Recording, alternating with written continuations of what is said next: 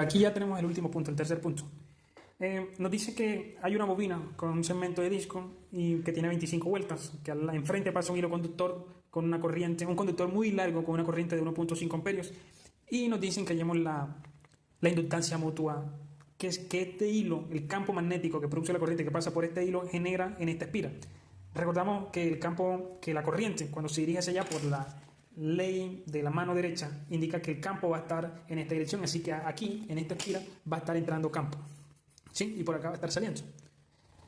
Entonces, primero, ¿qué nos pregunta? Nos pregunta la inductancia. La inductancia se define como el número de vueltas de la espira o de la bobina por el flujo que atraviesa esa bobina sobre la corriente.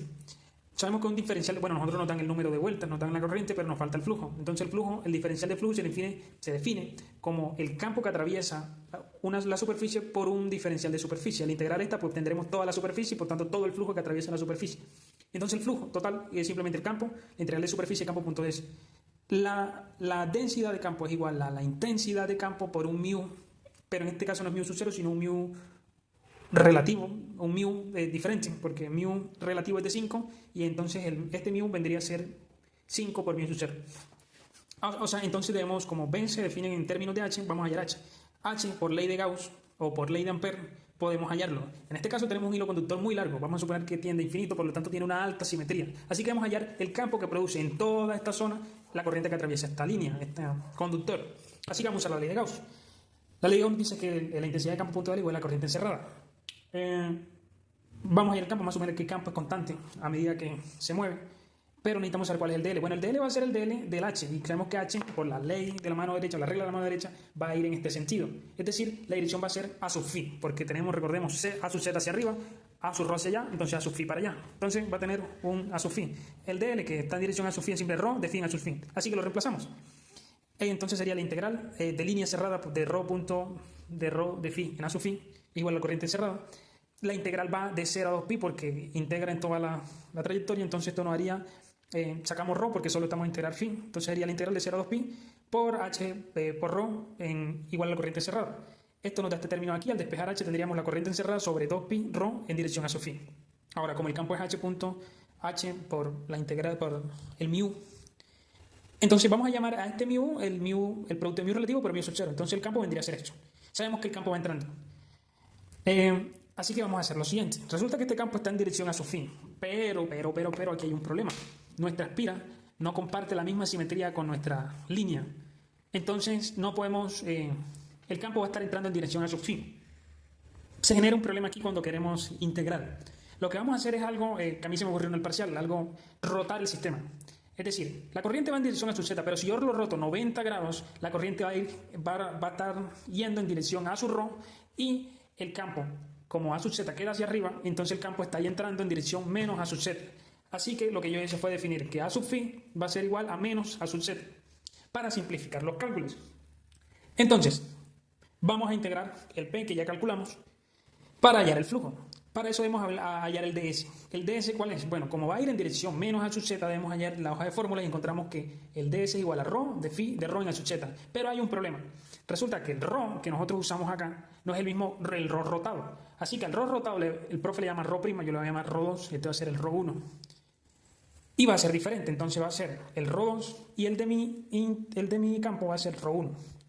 Entonces, aplicamos esto a la integral y queda mu por la corriente por 2pi sobre el ρ1 por ρ2 por de phi por de ρ en A sub z.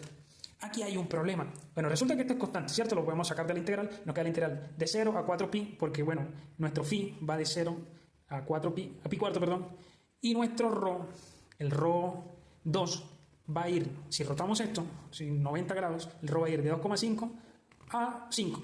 Así que nuestra integral queda de 2,5 a 5 de ρ2 sobre ρ1. Aquí hay un problema, porque esto es un ρ de un sistema y esto es el ρ de un sistema rotado. Entonces debemos relacionar el ρ1 con ρ2. ¿Cómo podemos hacer eso? Bueno, aquí se requiere ya una dimensión espacial, no sé, mecánica, eso se le llama descriptiva, geometría descriptiva. Si nosotros rotamos nuestro sistema, recordando que A sub z estaba hacia arriba, ahora nuestro A sub z va a quedar saliendo de esta hoja hacia acá, entonces para allá queda A sub ρ. Entonces nuestro A sub 1, nuestro A1, va a quedar en dirección A sub ρ, pero para el otro lado, o sea, ρ queda para allá, supongamos que esta es la línea, esto va a ser nuestra nuestra nueva dirección a sub z, entonces ρ1 queda para allá, la corriente va corriendo hacia allá, pero nuestro ρ1 solo tiene dirección hasta allá. Entonces, ¿qué podemos hacer para relacionar nuestro ρ2 con ρ1? Bueno, como vemos que este ρ hace parte como de una componente ortogonal de nuestro ρ2, pues y vemos que este ρ parece como una hipotenusa, vamos a fragmentar, vamos a descomponer ρ2. ¿ρ2 qué viene a ser? Bueno, viene a ser la magnitud de ρ2 por el coseno de θ, que sería esta componente de aquí, más la magnitud de ρ2 por el seno de θ, que sería esta componente de acá. Como nos interesa ρ1, pues ρ1 viene a ser igual a la magnitud a la componente esta acá, así que ρ2 por el coseno de φ viene a ser a ρ1. Y ya, tenemos eso acá. Podemos aplicarlo. Entonces decimos que nuestro flujo es igual a μ por i sobre 2pi por la integral de 0 a pi cuarto desde 2,5 hasta 5 de ρ2 sobre ρ1, pero ρ1 es ρ2 por el coseno de φ, por de ρ de φ en dirección menos a sub z. Entonces el flujo vendría a ser esto mismo, pero como ρ2 se cancela con el mismo ρ2, entonces nos queda 1 sobre coseno, que viene a ser cosecante. Debemos integrar con respecto a de ρ, pero como no tenemos ninguna componente ρ aquí, simplemente es 5 menos 2,5, que va a ser 2,5, y sí debemos integrar a la secante por en de φ. Y eso es lo que vamos a hacer. La integral de secante es el logaritmo natural de secante más la tangente de φ. Y eso va a estar integrado ante 0 hasta pi cuarto. Entonces, al evaluar, queda secante de pi cuarto más tangente de pi cuarto menos logaritmo natural de secante de 0 más tangente de 0. Esto da 0, recordando esto, que si pues el coseno de 0 da 1, pero el seno de 0 da 0, esto aquí va a ser 0.